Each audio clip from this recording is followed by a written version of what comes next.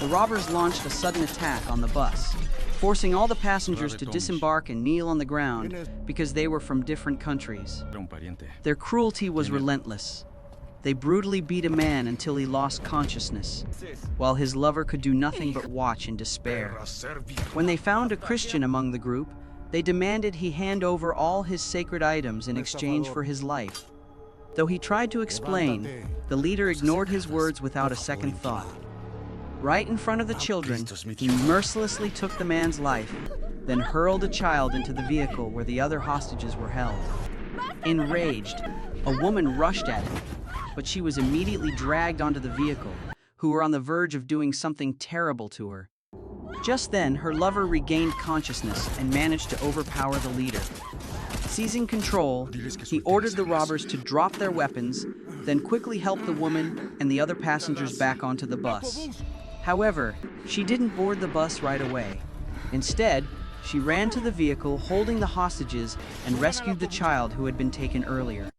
Only after making sure everyone was safely back on the bus did the man strike a final, decisive blow to bring down the leader. He and the passengers boarded the bus, and they rushed to the hospital. His name was Andre, a Special Forces soldier. After ensuring his lover was safe, he immediately returned to his team. However, the moment Yasna stepped into the examination room, she instantly sensed something was wrong. It was a trap. Instead of a doctor, the leader of the taxi gang was waiting for her. He abducted her, along with several other hostages, and locked them in a cold, deserted warehouse. Approaching Yasna, he ran his fingers through her hair, silently demanding Andre's whereabouts. Despite her calm insistence that she knew nothing, he remained unconvinced. To break her resolve, the gang leader brutally executed a hostage in front of Yasna. When she still refused to speak, he turned his menacing gaze toward a young girl, silently threatening her next. Left with no other option, Yasna was forced to reveal Andre's location. Amid the turmoil, the young girl's older brother seized the moment to help her escape. Following his whispered instructions, she slipped away and ran toward the medical room, doing her best to stay out of sight as the gang leader departed. Meanwhile, upon learning that Yasna had been kidnapped, Andre wasted no time in following the trail to an airport controlled by the gang, determined to rescue the hostages. What he didn't anticipate was a sudden encounter with his former teammates. As it turned out, they had also been deployed by the Ministry of Defense with the same mission to eliminate the gang. Recognizing their shared objective, Andre and his former team immediately joined forces. At that moment, a sniper spotted the gang making their way back to the airport. However, instead of storming the base, they halted outside and contacted the control tower. When no response came, they scanned the interior using binoculars. It was then that they spotted a sniper positioned on the rooftop. Realizing they had been exposed, and as the sniper prepared to fire again, the gang quickly retreated, seizing the opportunity to escape and regroup with their leader. Meanwhile, Andre had infiltrated the airport in a daring attempt to rescue the hostages. Tragically, he found that most had already been killed, only Yasna had survived, saved just in time by his arrival. Though relieved to see the woman he loved alive, Andre knew his duty as a soldier wasn't over. He couldn't allow the gang's reign of terror to continue. Realizing that Andre had taken back control of the airport, the taxi gang leader swiftly ordered his men to regroup and launch a full assault to eliminate Andre and his team. An uneven battle was looming. 100 gang members against just 8 elite soldiers. The team captain promptly reported the dire situation to the Ministry of Defense, which ordered the Marine Corps to deploy as reinforcements. Meanwhile, Andre's team had to hold their ground until backup arrived. Could they withstand the relentless assault for 10 hours? With no time to waste, the captain swiftly formulated a battle plan. The vanguard team covertly planted mines along the main road leading to the airport, while the rest of the squad stacked fuel near the aircraft area and rigged additional explosives, ready to trigger a massive blast if necessary. The sniper swiftly took position at a high vantage point to keep watch over the entire area. Meanwhile, Yasna, a former nurse, searched the supply room for medical supplies, readying herself for any emergencies that might arise.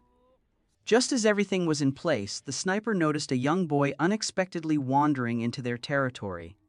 The boy glanced around cautiously before stopping in an open area, raising the sniper's suspicion even further. Then, unexpectedly, the boy made a provocative throat-slitting gesture toward the sniper before quickly pedaling away on his bike, leaving the airport. This cowardly act was a deliberate tactic. The gang knew the soldiers would never fire at a child. The gang exploited the boy to scout the area and potentially trigger the minefield on their behalf. Meanwhile, Yasna gave Andrei the painkiller she had just found. Andrei ensured she stayed safely in the command room, away from the fighting, but also handed her a grenade for protection. As Andrei and his teammates took their positions under the blazing sun, they bowed their heads silently, hoping for mercy from fate.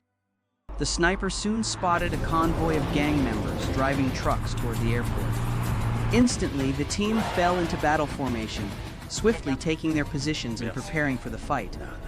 As the enemy trucks approached, the gang members leapt out, weapons ready, launching their assault without hesitation. When one of them accidentally triggered a flare, the silence was shattered. The battle had officially begun. 8 soldiers facing off against 100 gang members. The team outside wasted no time detonating the hidden mines, turning the enemy trucks into blazing fireballs and engulfing the battlefield in flames within seconds. When night fell, the gang launched a massive assault, but immediately stumbled into the minefield. Those who survived the explosions found themselves caught in the sniper's crosshairs. Andrei and his team had won the first round, but the challenges ahead remained unpredictable. After relentless bombardments, Andrei's group endured heavy losses, including the death of a comrade on the spot. Grief-stricken, another soldier made a desperate move, driving a fuel truck directly into the enemy's mortar camp. The resulting explosion wiped out the entire position, igniting a renewed spark of hope on the battlefield. 2 days later, with their ammunition nearly spent, Andrei was forced to return to the front lines to fight alongside his team once again.